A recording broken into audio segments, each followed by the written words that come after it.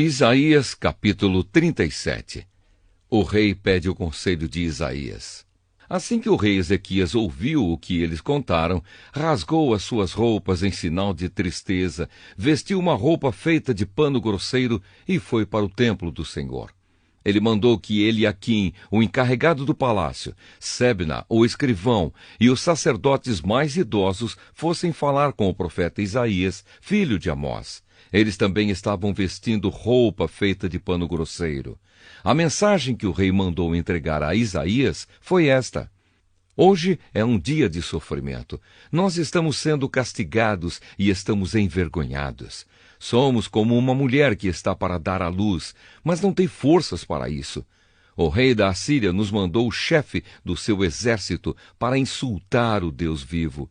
Que o Senhor, nosso Deus, ouça esses insultos e castigue quem os disse. Portanto, ore a Deus pelas pessoas do nosso povo que ainda estão vivas.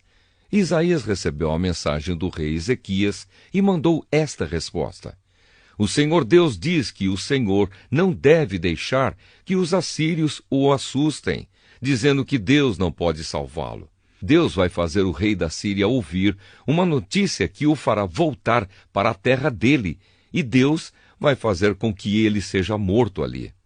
Os assírios ameaçam outra vez.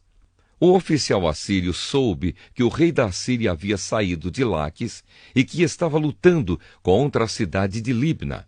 Portanto, foi até lá para falar com ele. O rei ouviu dizer que o exército dos egípcios, comandado pelo rei Tiraca, da Etiópia, vinha vindo para atacá-lo. Então mandou uma carta para o rei Ezequias, de Judá. A carta dizia assim: O seu Deus, em quem você confia, lhe disse que Jerusalém não vai cair nas minhas mãos. Mas não deixe que ele o engane. Você já ouviu falar daquilo que um rei assírio faz com qualquer país que ele resolve destruir? Por acaso você pensa que poderá escapar?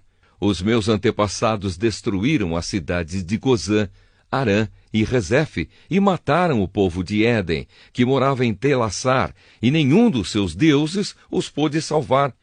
Onde estão os reis das cidades de Amate, de Arpade, de Sefarvaim, de Ena e de Iva? O rei Ezequias recebeu a carta das mãos dos mensageiros e a leu. Depois foi até o templo, pôs a carta ali na presença de Deus, o Senhor, e orou assim: Ó Senhor Todo-Poderoso, Deus de Israel, que estás sentado no teu trono, que fica acima dos querubins. Só tu és Deus e governas todos os reinos do mundo. Tu criaste o céu e a terra. Ó Senhor, olha para o que está acontecendo com a gente. Escuta todas as coisas que Senaqueribe está dizendo a fim de insultar a ti, o Deus vivo.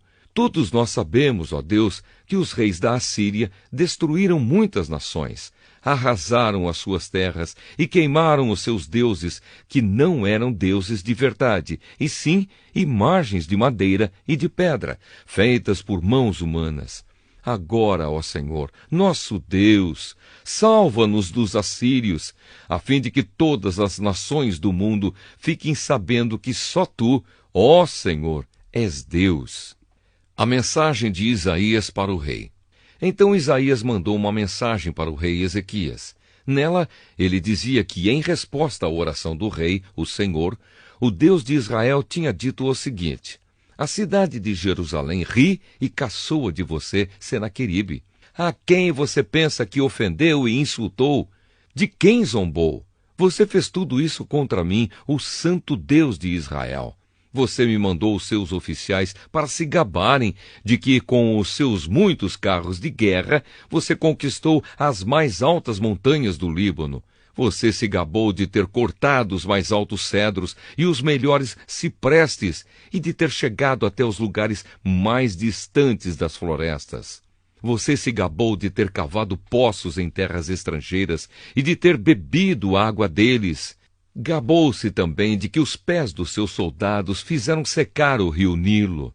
Por acaso, você não sabe que fui eu que planejei tudo isso há muito tempo e agora fiz tudo acontecer? Eu dei a você o poder de fazer cidades cercadas de muralhas virarem montões de entulho. Por isso seus moradores ficaram fracos e andaram cheios de medo e de vergonha. Eles ficaram como o capim do campo e a erva verde, e como a erva que cresce nos telhados e que seca quando o vento quente do leste sopra nele. Mas eu conheço você muito bem. Sei o que você faz e aonde vai. Sei que você me odeia. Eu soube do seu ódio e do seu orgulho, e agora vou pôr uma argola no seu nariz e um freio na sua boca, e farei você voltar pelo mesmo caminho por onde veio. Então Isaías disse ao rei Ezequias: Este é o sinal daquilo que vai acontecer. Neste ano e no ano que vem, vocês terão para comer somente o que nascer por si mesmo, sem ser plantado.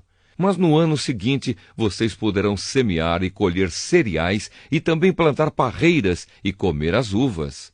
As pessoas de Judá que não tiverem morrido vão florescer como plantas que firmam as suas raízes na terra e dão frutas. Pois ficará gente em Jerusalém e no monte Sião, porque o Senhor Todo-Poderoso resolveu fazer com que isso aconteça. Isaías continuou: Portanto, o Senhor diz o seguinte a respeito do rei da Assíria: Ele não entrará nesta cidade e não atirará uma só flecha contra ela. Nenhum soldado com escudo chegará perto da cidade, e não serão construídas rampas de ataque ao redor dela.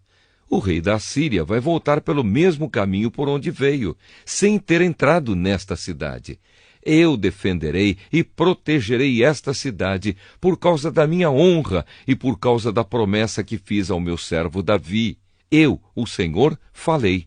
Então o anjo do Senhor foi até o acampamento dos assírios e matou 185.000 soldados. De manhã, os que sobraram viram os corpos dos mortos. Aí Senaqueribe, o rei da Síria, se retirou, voltou para Nínive e ficou lá. Certo dia, quando ele estava adorando no templo do seu deus Nisroque, os seus filhos Adrameleque e Sarezer o mataram à espada e fugiram para a terra de Ararate. Outro filho seu, chamado Esaradom, ficou no lugar dele como rei.